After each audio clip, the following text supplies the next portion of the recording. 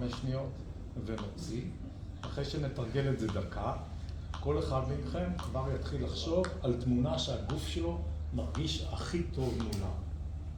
אני מעלה תמונה של הנכדה שלי בשוודיה, כי היא הכי נוח לי איתה, אז אני מעלה אותה מול הפרצוף שלי בדמיון מודרך.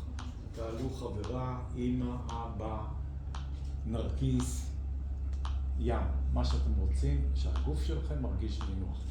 אז בואו נתחיל עכשיו בנשימות. תעצבו לכם רגע את העיניים, ונעשה קודם כל 2 נשימות שלימדתי אתכם, נשימות מלאות של הרגעה. כשאנחנו מלאים את הכוס של המים, אז אנחנו מלאים את הבטן, פותחים את הפה,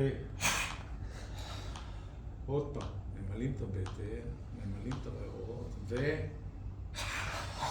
ועכשיו אנחנו מתחילים לנשום 5 שניות פנימה, 5 שניות החוצה, מהאף כל הזמן, רק מהאף, אבל האוויר נכנס ללב, ממש תרגיש אותו מתחמם אפילו, מתמלא.